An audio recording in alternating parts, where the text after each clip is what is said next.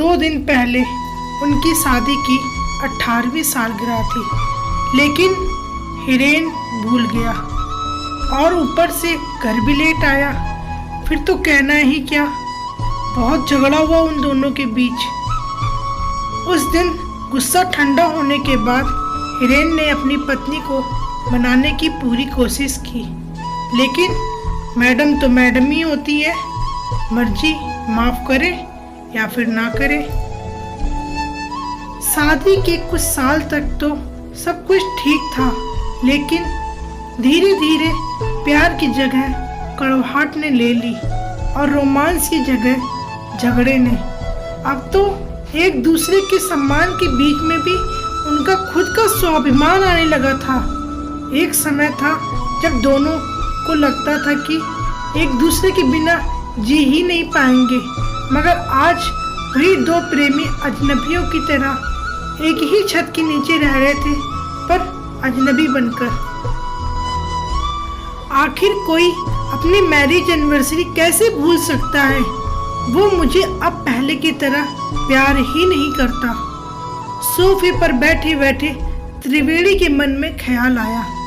वो अपने पति से इतनी नाराज थी कि वो पिछले 2 दिनों से अपने पति से ठीक से बात भी नहीं कर रही थी कि तभी दरवाजे की घंटी बजी।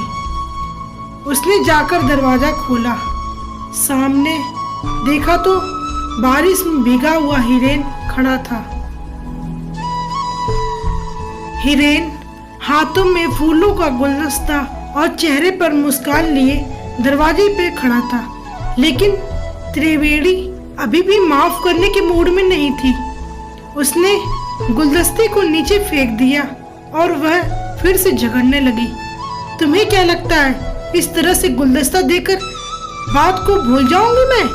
अगर सच में प्यार करते हो तो दिखाओ, इस तरह झूठ मूठ का नाटक तो मत करो। हिरेन कुछ बोलता उससे पहले ही घर के अंदर से मोबाइल की घंटी बजने की आवाज सुनाई दी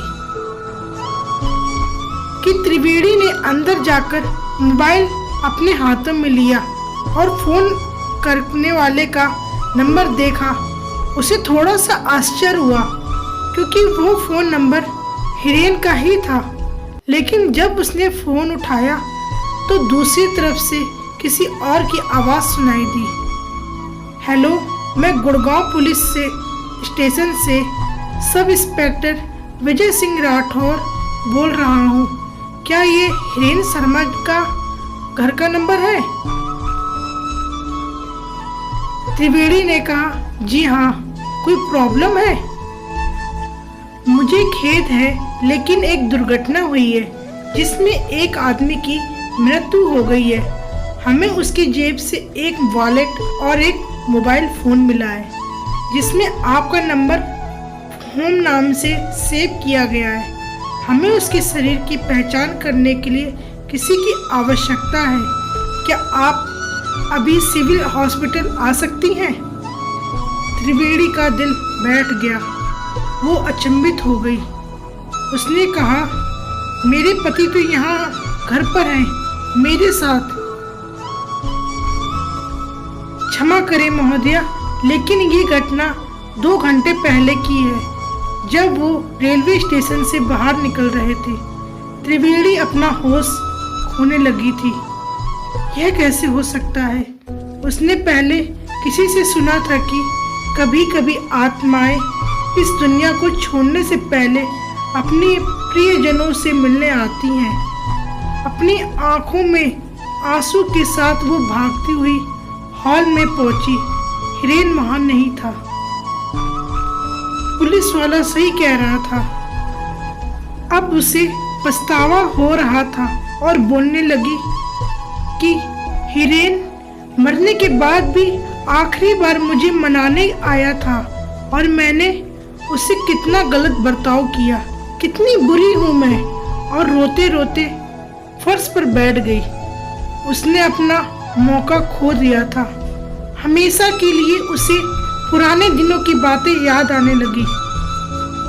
वो शादी से पहले रोमांटिक लव स्टोरी हिरेन का थिएटर के अंदर शादी के लिए सबके सामने प्रपोज करना, सारी बातें उसे याद आने लगी। आधी रात को उसके लिए मैगी बनाना और अपनी बेसुरी आवाज में गाना गाकर सुनाना, मानो जैसे ये सब उसकी आंखों के सामने हो रहा हो। त्रिवेणी ने अपनी आंखें बंद कर ली और भगवान से प्रार्थना करने लगी और बोली, एक बार मिला दो मुझे उससे, ताकि मैं उसे बता सकूं कि मैं उसे कितना प्यार करती हूँ।